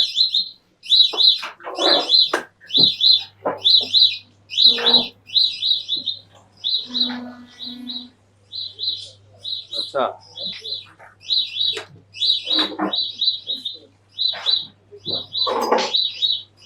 आइए पासवान जी बताइए इसमें क्या चल रहा है। यहाँ भी वही चीज है, असेंबल हो रहा है। अच्छा, ये जो ऊपर जो मशीन से जो वर्क होके आता है, उसके बाद ये रिले, ये कुछ पार्ट्स यहाँ लग के, डिप लग के, फिर यहाँ फुल असेंबल होता है। अच्छा, पैकिंग भी यही होगा, उसके बाद हमारे गोडाउन में जाएगा। अच्छा, पैक होकर गोडाउन में जाएगा। पैक होकर गोडाउन में गोडाउन हमने पहले देखा है जी। चलिए आइए, बहुत शानदार। चलिए जितेंद्र पासवान साहब का जो प्लास्टिक यूनिट था वो भी यहीं पे है, और यहाँ जहाँ से प्लास्टिक जो भी कंपोनेंट्स लगते हैं इनके उसमें इलेक्ट्रॉनिक प्रोडक्ट्स में, प्लास्टिक भी यहीं बनते हैं। जरा दिखाइए जी, कहाँ गए पासवान जी? काम करो आप मैडम, अब काम करो। वाह, तो आपके इलेक्ट्रॉनिक्स में जो सामान लगते हैं सब यहीं बनता है? हाँ हैं? यही बनता है, ये मशीन में मोल्ड होता है। अच्छा, ओ दिखाना मैडम, ये मोल्ड हो गया आ गया, ये मोल्ड होके आ गया। अब ये निकल जाएगा ये? हाँ, ये निकालने के बाद फिर हमारे वहाँ पे जाएगा, असेंबल लाइन पे। वाह,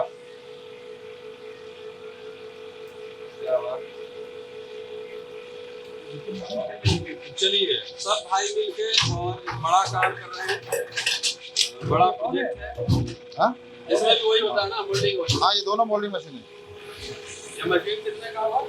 ये 8 लाख रुपए का था। 8 लाख रुपए एक मशीन की 7.5 लाख रुपए कीमत है। का। लेकिन दोनों ना एक की। एक। हाँ अभी हाँ, एक और।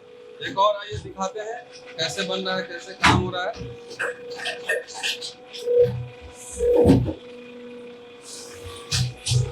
बताइए इसमें क्या हो रहा है पासवान जी? इसमें कॉइल बाइंडिंग होती है सर। अच्छा, कॉइल बाइंडिंग होती है। हाँ वो पीला वाला कॉइल होता है वो। बिल्कुल। ये उसी हमारे पास लगता है। हाँ। ये कॉइल बाइंडिंग मशीन है। अच्छा यहाँ पे बाइंडिंग कर रहा है लड़का। देखिए। अच्छा, ये बाइंडिंग कर रहे हैं। क्या बात, क्या नाम है बाबू? रिंकू। तो सारा रॉ मटेरियल आता है इसका, यहाँ बाइंडिंग करते हैं। हाँ, यहाँ से बाइंडिंग होता है। आज हम पासवान ब्रदर्स के फैक्ट्री में हैं। मैं और चंद्रवान जी कैमरा अमर संभाल रहे हैं और इतना शानदार ये काम कर रहे हैं। दूसरी तीसरी क्लास है दोनों भाई, और देख लीजिए इतना बड़ा साम्राज्य महज 20-25 साल की मेहनत में खड़ा किया है। अम्बेडकरनामा अपनी जिम्मेदारी समझता है और ये वीडियो इसलिए बनाकर इतनी मेहनत कर घंटों लगते हैं, दिन पूरा लगता है, आपके पास ला रहा है ताकि आप इससे थोड़ा एनर्जी लें, थोड़ा उत्साह लें।